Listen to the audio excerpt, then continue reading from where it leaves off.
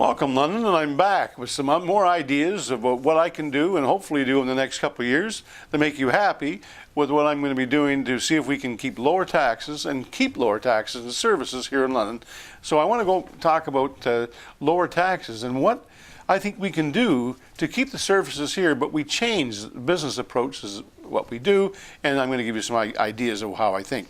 First of all, we want to think like business. We want to think outside the box and to try to find tried and true methods as to how do we get the best price for the service so that we can spend your money and not just always go up 5% every year just because that's what we should be doing.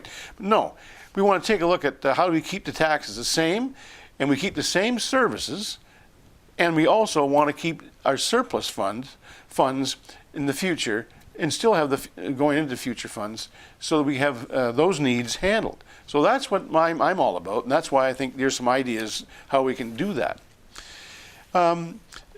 We have to solve problems using business methods. For example, in some cases, we're going to cut spending. I mean, there's nothing wrong with that. We want to cut spending, and there's ways we can do that as well.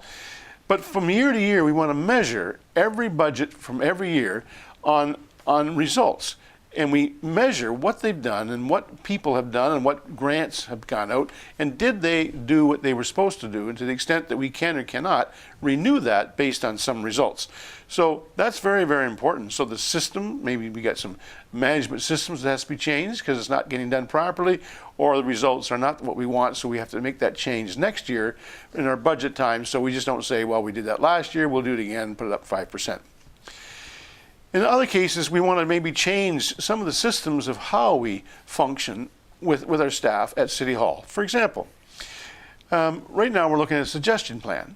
A suggestion plan, like companies have done that for 50 years, of the best person that knows how to save money are the employees.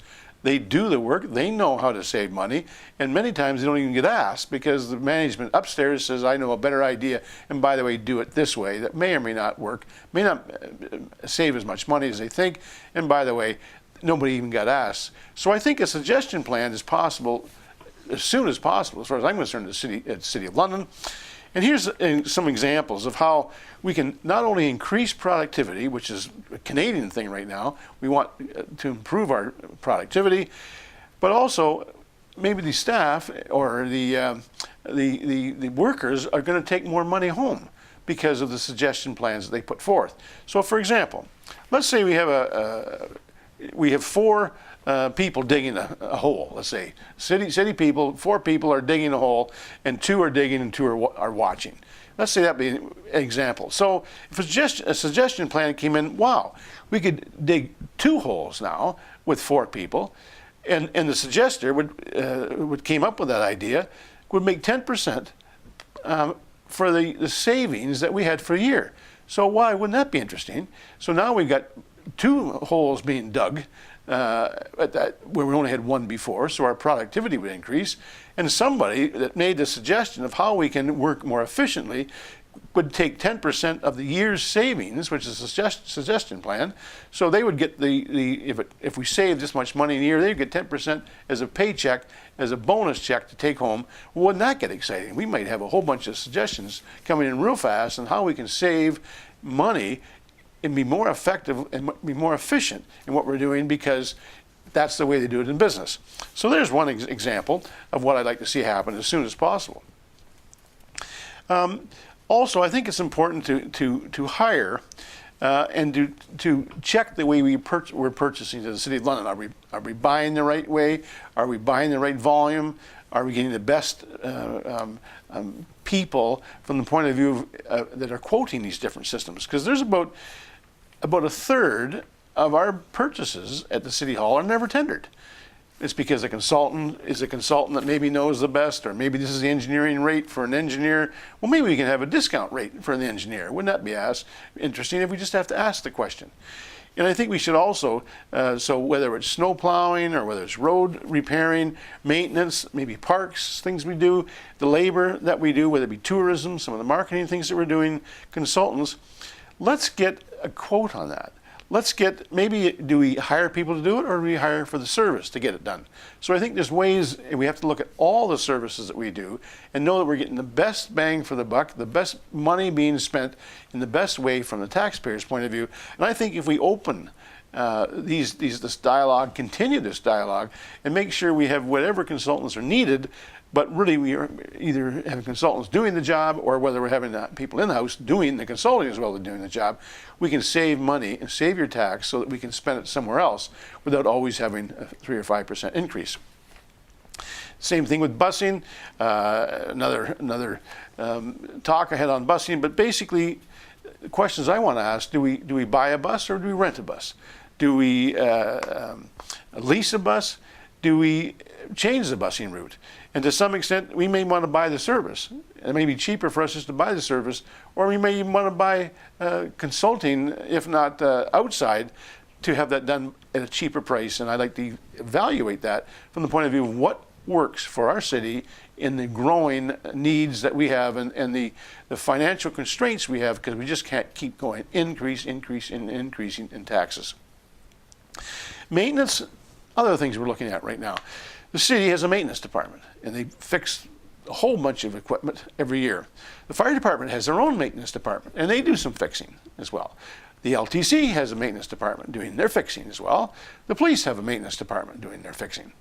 Why don't we combine the maintenance of these different groups and say, by the way, we have one or maybe two for reasons. That's the maintenance department. We can cut down, we can be more efficient, we can have talented still in place, but we don't have to have everybody and see if we can at least do the function and see if we can save money on doing that. So there's another idea how we can save some money. Police. Now, the serious thing with police is certainly we need police, but they're going up for 3+% this year. But in reality, OMERS, their pension plans, right across both police as well as even the city, is about 9% going up every year. Now this is serious stuff coming at us from the point of view of how are we going to pay these pensions?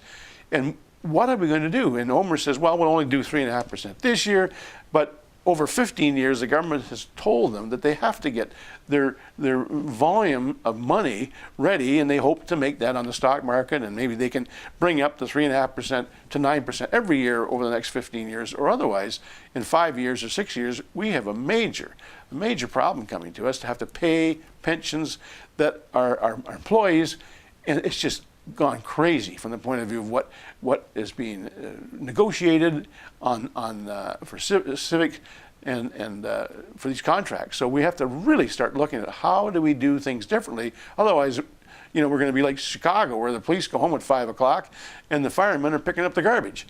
I don't want that to happen here, but that's what's happened in the States. There's serious trouble in the States, and I think we have to be very prudent of how we're spending your money and to what extent we can hold down the selling or the taxing rates that we're doing.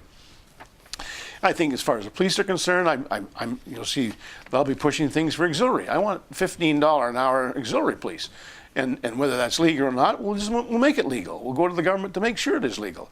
But we have to change the way we do policing, because we can't have $40 or $50 an hour policemen at a parade. Taking care of people at the corners at a parade, or sitting there and watching a dump truck downtown, or maybe going to a street light that went out and directing traffic. That can be done with a lower cost per hour for someone that's trained to do it. Maybe some of the junior people, maybe the co-op program, we'd call that for auxiliary police, and they will do all that type of thing. Because there's a big fight right now as to what's going to happen, the tickets. There's more and more tickets they're looking at, because we've got about $2 million in unpaid tickets that's supposed to come to the City of London. How are we going to get that done? I mean, there's some things we got to figure out, how we get these tickets paid, or who's going to be giving tickets out. I'm looking right now at the way this is looking, how we're going to start to economize is we've got policemen, and they want to do police work, and I want them to do police work. But if they're running around and saying, boy, you have to pick up do 10 tickets a day, and by the way, you better, don't do this and go sit at a street corner and wait for someone, to get a ticket, that's not great policing in my mind. And I don't want to pay $40 or $50 an hour for someone to sit there and make everybody unhappy. And let's some auxiliary police. Let's get doing some of that that function for traffic, and we get the people and the policemen back into serious police work. How do we now function with different changes, and whether the police do it or auxiliary police do it? And I think that's important because we want to make them happy. We want to make the police chief happy by saying, "Wow, we're going to have more auxiliary." Well, I think the side of that, the other side of that is that the police chief could say, wait a second, we want to keep your job. Because if it gets to the point where it's more and more and more expense coming at us, then we're going to have to now contract something out. I mean, the OPP will take on police work in the city. They've done it in different places. Do we want to do that? No. But we want to make sure that we get a better price for what we want the service there, but we have to pay cheaper for some of the services that a lot of policemen don't want to do anyways. So I think there's opportunities to look at this and start getting real serious in how we dialogue and how we're going to get this price down so that we get the job done, but we do it at the best price possible for the taxpayer in the City of London. And in some cases, we have to change some of the rules, which I'm not against that. That's why I have one vote. I think we want to change some rules to get the system so it works better. And I think that's very, very important. We've got another opportunity to save some money in the city is our information technology. We've got unbelievable computers, Blackberries, systems in place around the city. For example, we've got City Hall, a major department doing City Hall, doing maintenance, doing the same things the library would be doing, the same thing as the police department would be doing for information technology, running computers, convention center, tourism London, all have computers people that we can maybe combine some of that. Why don't we combine that? I would say we're close to about 150 people that are being paid very well to run computers, and on top of that, we have service contracts. We're in the millions for service contracts, doing home pages in Toronto for London. We're doing purchases to do this and do that for training, an IT training from outside consultants.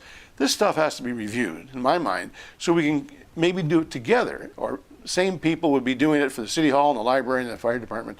That's all possible, but we have to look at that inclusively, not just, oh, by the way, we have a fireman's budget and this is what we did last year and this is what we do next year. No, we've got to join these together. We've got to come with a view, a business view, and say, how do we make this cheaper and how we still do the same job without purchasing everything from somebody else out there, and by the way, just put 5% up in tax.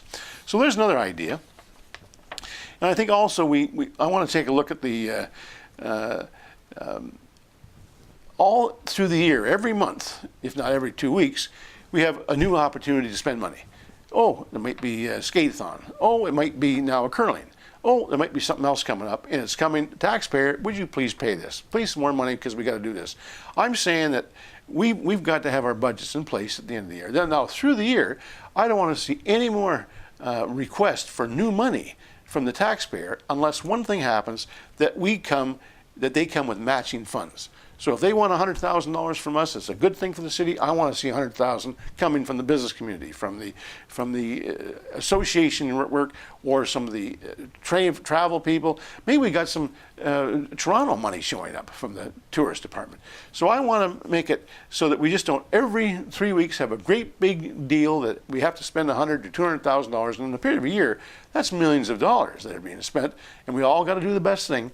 But if we put out the word that no, we're not looking for just spending more taxpayers' money, we want to have matching funds. So if it's worth $100,000 to the people that pay taxes in London, then let's put $100,000 show up from anybody else that's interested in, whether it be the hotels, whether it be the apartments, or the restaurants, or someone that's going to be making money on this event coming to town.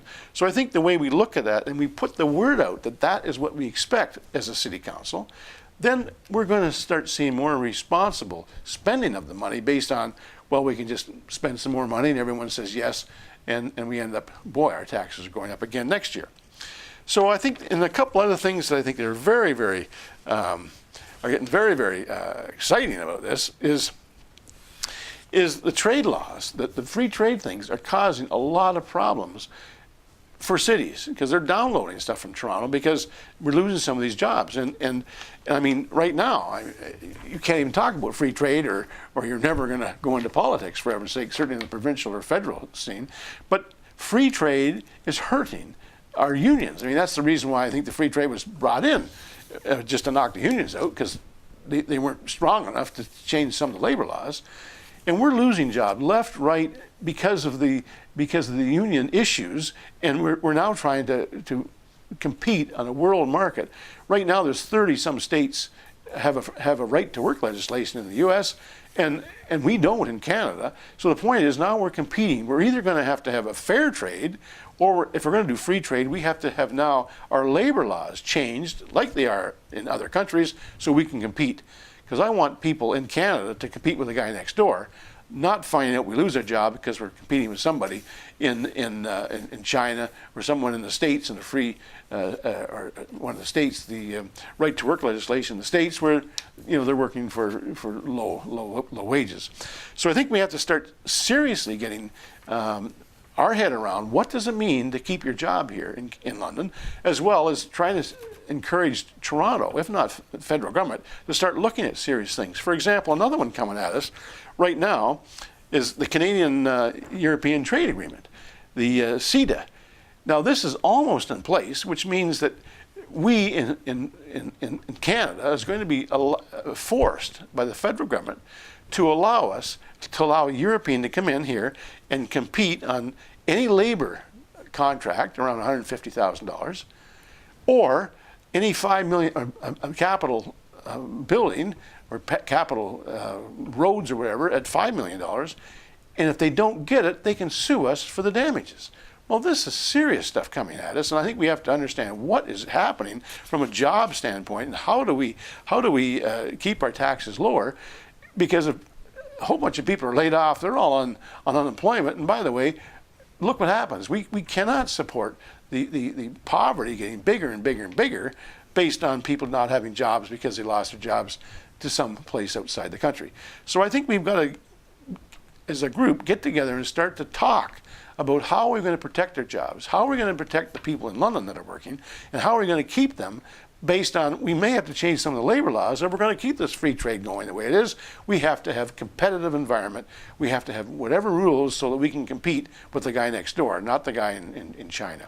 So I think those are things that I'm looking at to how do we keep our taxes lower so we don't have poverty increasing. We have more and more opportunity for buildings or businesses to grow. And I think that can happen if we just have a good business approach and try to watch that we're not overspending to the point where nobody wants to come to London because our taxes are going up, up, up, up. And by the way, that's not going to have anyone working with taxes going up. So there's the opportunity, and there's my feelings on it. And I hope that we can get some dialogue going for the next couple of years. Let's see if we can have some results knowing that when you're having zero tax, you're still going to see the services there. You're going to have good judgment call when who's spending your money, and making sure you're spending it the best way you can so that you're not wasting any money going in the future. So thanks.